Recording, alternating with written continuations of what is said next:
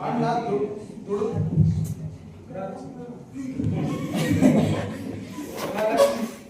ಗಾಂಡ ದುಡ್ತಾಕು ಏತಿ ಮಾಡಾಕಬೇಕು. ಈಗ ಗಾಂಡ ದುಡ್ಯಾಗ ಮನ್ಯಾಗ ಏತಿ ಮಾಡಾಕಿಲ್ಲ ಯಾರು ಗಲ್ರೊಟ್ಟಿ ಬಿಡಿ ಗಾಂಡ ಬಾಡಿಗೆ ಏತಿ ದುಡಿಗೆ ಮಕ್ಕಳಾಗಿ ಮತ್ತು ತಂದೆ ತಾಯಿಗಳನ್ನ ನೋಡ್ಕೊಳಕ್ಕೆ ಯಾರು ಇಲ್ಲ. ಈಗ ಅದೊಂದು ಪಾಯಿಂಟ್. ಮತ್ತು ಹೆಣ್ಮಕ್ಳಿಗೆ ಈ 2000 ಕೊಡೋ ಬಂದು ಈ ಕಾಲೇಜ್ ಹುಡುಗರಿಗೆ ಬಸ್ ಫ್ರೀ ಮಾಡ್ಬೋದಾಗಿತ್ತು. ಮತ್ತು ವೃದ್ಧರಿಗೆ ಅವ್ರಿಗೆ ಫ್ರೀ ಮಾಡ್ಬೋದಾಗಿತ್ತು. ಮತ್ತು ಶಾಲೆ ಶಿಕ್ಷಣಕ್ಕೆ ಡೆವಲಪ್ ಮಾಡಬೇಕಾಗಿತ್ತು. 2000 ಕೊಡೋ ಬಂದು ಶಿಕ್ಷಣಕ್ಕೆ ಏನಾದರೂ ಮಾಡ್ಬೋದಾಗಿತ್ತು ಸರ್ ಗೌರ್ಮೆಂಟ್ ಸರ್ಕಾರ.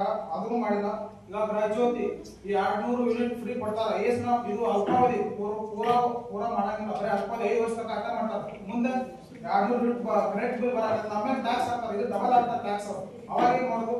ನಮಗೆ ಮಾರಕ ಎಲ್ಲ ಈ ಉಚಿತ ಯೋಜನೆಗಳು ನಮಗೆ ಮಾರಕ ನಮಗೆ ದುಷ್ಪರಿಣಾಮಗಳು ಬರ್ತವೆ. ನಮಗೇನು ಒಳ್ಳೇದು ಆಗೋದು ಇದರಿಂದ. ಬರೀ ಅಲ್ಪಾವಧಿ 5 ವರ್ಷ ಇರ್ತದೆ ಅಷ್ಟೇ ಮಾಡ್ತಾರೆ. ಮುಂದೆ ಬೇರೆ ಸರ್ಕಾರ ಬೇರೆ ರೂಲ್ಸ್ ಮಾಡುತ್ತೆ. ಹೆಚ್ಚಿಗೆ ಟ್ಯಾಕ್ಸ್ ಹಾಕ್ತಾರೆ. ಆ ಟ್ಯಾಕ್ಸ್ ನಾವೇ ತಗೊಬೇಕು.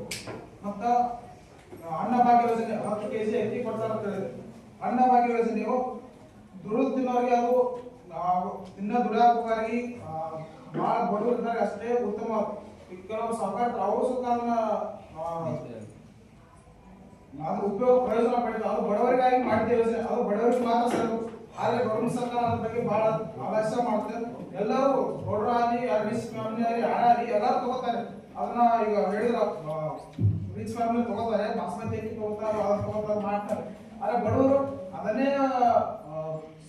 ಗೌರ್ಮೆಂಟ್ ಸರ್ಕಾರ ಸ್ವಲ್ಪ ಹೆಚ್ಚಿಗೆ ಅದ್ರ ಬಗ್ಗೆ ಒತ್ತಡ ಕೊಟ್ಟು ಯಾರು ಎಂಪ್ಲಾಯ್ಮೆಂಟ್ ಯಾರ್ತಾರೋ ಯಾರು ಅನ್ಎಂಪ್ಲಾಯ್ಮೆಂಟ್ ಇರ್ತಾರೋ ಅಂತ ಫ್ಯಾಮಿಲಿಗೆ ಅನ್ಎಂಪ್ಲಾಯ್ಮೆಂಟ್ ಇದ್ದು ಫ್ಯಾಮಿಲಿಗೆ ಮಾತ್ರ ಕೊಡಬೇಕು. ಈ ಗೌರ್ಮೆಂಟ್ ಜಾಬ್ ಇದ್ದವರಿಗೆ ಅಂತೆಲ್ಲ ಕೊಡಕ್ ಹೋಗ್ಬಾರ್ದು. ಅಣ್ಣ ಬಗ್ಗೆ ಯೋಜನೆ ಯಾಕಂದ್ರೆ ದುಡಿತಾರ ಮಾಡ್ತಾರೆ. ಈಗ ದಿನ ಕೆಲಸಕ್ಕೆ ಹೋಗಿ ಅನಿವಾರ್ಯ ಇರುತ್ತೆ. ಹೊಟ್ಟೆ ತುಂಬ ಊಟ ಸಿಗೋಲ್ಲ. ಅದಕ್ಕಾಗಿ ಅಂತ ಬಡವರಿಗೆ ಮಾತ್ರ ಅದು ಅಣ್ಣ ಬಗ್ಗೆ ಯೋಜನೆ ಸೇರ್ಬೇಕು. ಅವ್ರಿಗೆ ಅಂತ ಮಾಡಿದ್ದ ಯೋಜನೆ ಅದು. ಹಾಗಾಗಿ ಅವ್ರಿಗೆ ಸಲ್ಲಬೇಕಾಗುತ್ತೆ.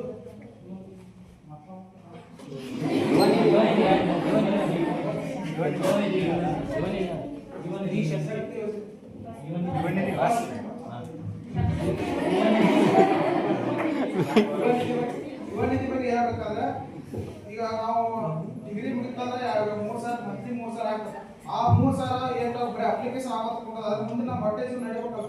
ಮುಂದೆ ನಮಗೂ ಉದ್ಯೋಗ ಅವಕಾಶಗಳು ಬೇಕು. ನಾವು ತಂದೆ ತಾಯಿ ಚೆನ್ನಾಗಿ ನೋಡ್ಕೊಳ್ಬೇಕು ಅಂತ ನಮಗೂ ಆಸೆ ಇರುತ್ತೆ. ಈಗ 3,000 ಅಪ್ಲಿಕೇಶನ್ ಆಗೋದಿಲ್ಲ, ನಮ್ಗೆ ಸಾಗೋದಿಲ್ಲ. ಬರೀ ನಾವು 3,000 ಖರ್ಚು ತಿಂಗಳಿಗೆ 3,000 ಖರ್ಚು ಮಾಡೋದು ಅನ್ನೋದು ಆಗ್ಬಿಟ್ಟು ದುಡಿಬೇಕು ಗೊತ್ತಾಗೋದು ನಮಗೆ. ಹಾಗಾಗಿ ಅನ್ಎಂಪ್ಲಾಯ್ಮೆಂಟ್ ಭಾಳ